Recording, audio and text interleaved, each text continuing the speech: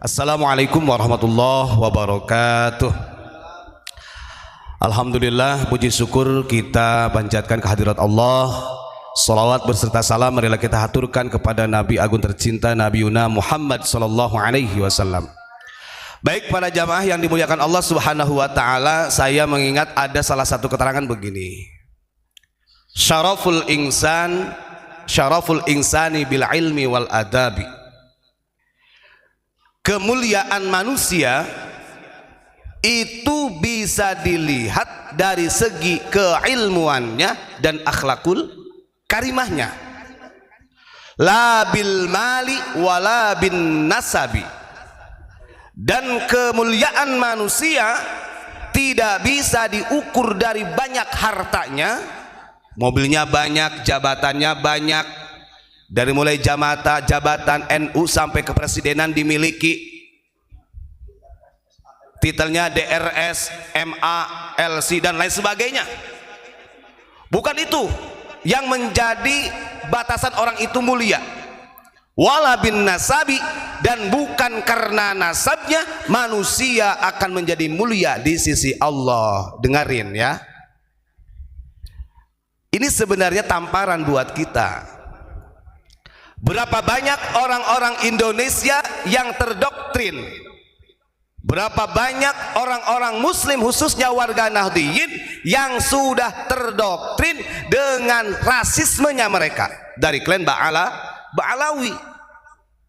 Disadari ataupun tidak, mereka berada di Indonesia ini mengatasnamakan baginda Rasul, mengatasnamakan dzurriyyah Rasul. Walaupun sampai dini hari belum terverifikasi nasabnya. Kita kan khawatir kalau kemudian akhirnya, apalagi sampai ada kalimat kami adalah ahlul bait Rasul, maka orang NU, masyarakat NU itu sudah belajar di pesantren betapa wajibnya kita sebagai umat Islam memuliakan ahlul bait. Itu ada perintahnya, apalagi yang bermadzhab Syafi'i. Akhirnya bondong-bondong rame-rame memuliakan para habaib. Makanya saya sering katakan jangan disamakan ahlul bait dengan habaib. Ahlul bait yang dimaksud oleh Imam Syafi'i yang dinukil oleh Syekh Abu Bakar Sato di dalam kitab I'anatul Talibin, ya ala baitir rasuli hubbukum fardum minallah fil qur'ani qad anzalahu. Itu adalah ahlul bait yang sudah ditentukan, yang sudah mendapat jaminan surga dari Allah Subhanahu. Lah ini dawir seakan-akan mereka ahlul bait yang harus wajib dihormati. Maka kalau orang yang tidak tahu, ya pasti menghormati. Kemakan doktrin dawirnya. Itu ya. Apalagi kalau sampai ada kalimat bahwa seakan-akan syafaatnya baginda Rasul ini tergantung ada pada para habaib. Ada. Umat takut kalau seperti itu, umat menjadi takut. Waduh, saya sul Adam nanti gak dapat syafaat kanjeng Nabi, kan begitu. Padahal kanjeng Nabi sendiri sudah menyampaikan kepada Sayyidatina Fatimah sebagai putrinya, walaupun Sayyidatina Fatimah putrinya ini adalah darah dagingnya Rasulullah, beliau mengatakan bagaimana saya tidak akan bisa bertanggung jawab nanti di akhirat tentang dirimu wahai Fatimah. Artinya ini ada ukuran. Sekalipun orang-orang yang punya nasab kepada kanjeng Nabi, maka nasab ini tidak bisa menjadi alasan dia mendapatkan pertolongan dari Allah nanti di akhir zaman atau di hari kiamat. Tetap bil ilmi wal adab. Inna akramakum indallahi atqakum. Kemudian yang harus selalu kita gaungkan kepada masyarakat, selain mereka-mereka dari klan Ba'alawi yang selalu mengatasnamakan dzurriyyah Rasul, juga banyak dari mereka yang sudah berhasil merubah sejarah-sejarah bangsa Indonesia, termasuk sejarah NU. Ada tuh oknum Habib mengatakan Mbah Hasyim Asy'ari itu kalau tidak ada restu dari 4 Habib, katanya dia tidak akan bisa mendeklarasikan Nahdlatul Ulama. Oh, dari mana sejarahnya? Akhirnya kalau orang yang tidak paham sejarah manduk-manduk saja. Oh ternyata NU juga didirikan atas restu habaib. Salah satu diantaranya adalah Habib Hashim bin Yahya, kan begitu ya. Manuskripnya ada. Kita ini ngobrol sering bersama duriyah-duriyah muassis yang ada di Surabaya. Nah ini cara mereka untuk merekrut, meyakinkan kepada warga Nahdliyin khususnya bahwa mereka ini ikut andil di dalam mendeklarasikan NU. Ya logikanya kalau memang dari klan Ba'alawi ingin mengakui NU seutuhnya, buat apa membuat Robito Alawiyah? Buat apa Habib Kuitang dia memproklamirkan diri sebagai warga Nahdliyin pada tahun 1933 setelah muktamar di Bandung? Karena sebelumnya tidak masuk NU. Kan begitu. Lagi-lagi ya, dawir-dawir seperti ini, kebohongan-kebohongan seperti ini harus kita ungkap.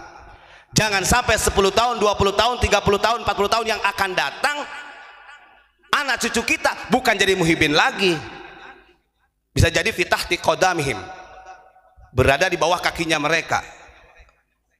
Dan ini terjadi. Contohlah ketika kita membongkar mengenai tentang manuskrip. Nah, tadi itu Abuya itu dapat WA dari BPIP mengenai tentang Mufti Batavia, Gus ya. Ya alhamdulillah ada tanggapan Pak dari BPIP, dari negara, yang ternyata memang Habib Utsman atau Utsman bin Yahya ini adalah anteknya Belanda, dan dia yang mengatakan bahwa ulama-ulama thariqah yang ada di Geger Cilegon atau yang di Banten itu adalah sesat, bahkan berpotensi menjadi gurur memberontak kepada pemerintah yang sah. Sah dari mana kalau kita lihat pemerintahan Hindia Belanda kok dia merebut dari Sunda Kelapa. Sunda Kelapa itu dulu kekuasaannya di bawah Kesultanan Banten, kan gitu.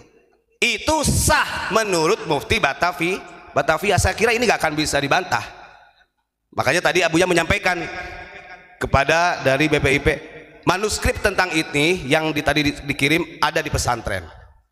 Dari mulai surat menyuratnya Utsman bin Yahya kepada Senop ketika Geger Cilegon, bahkan termasuk Habib Ismail Abdul Al-Atos ketika mendoakan Ratu Belanda, kita punya. Dan ini nggak bisa dibantah karena ini adalah jejak rekamnya para habaib di Indonesia, kan begitu. Bahkan Robito Alawiyah kalau kita lihat kemarin sempat saya ditampilkan, itu siapa di belakangnya yang mendorong sampai menjadi ada Robito Alawiyah. Ini orang sudah tahu semuanya.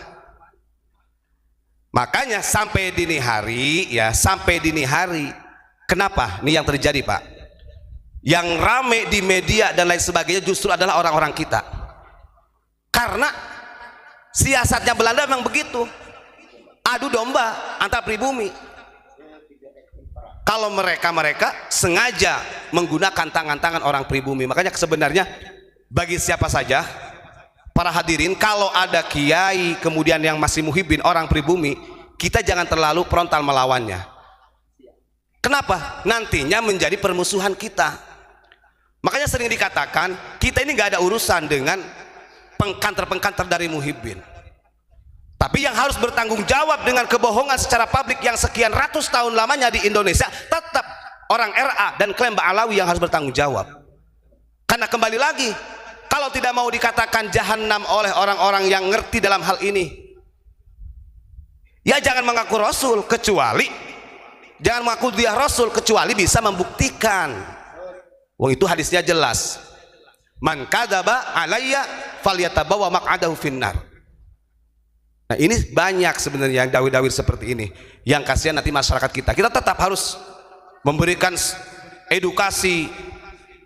Ya targetnya kita sebenarnya biar masyarakat sadar, dan dari klan Ba'alawi bisa sadar diri, memposisikan dirinya sebagai imigran di muka bumi ini atau di Nusantara ini. Itu saja.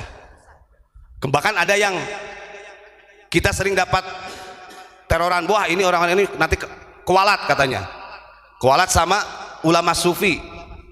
karena mengkritik masalah silsilah thariqah. Jangankan di zaman sekarang ya, dari zaman dulu juga kalau ada yang keliru, apalagi ini berhubungan dengan silsilatul masyayikh, itu harus diluruskan. Karena kalau tidak bersanad yang benar-benar, laqala man syaa ma syaa, itu nantinya ngawur.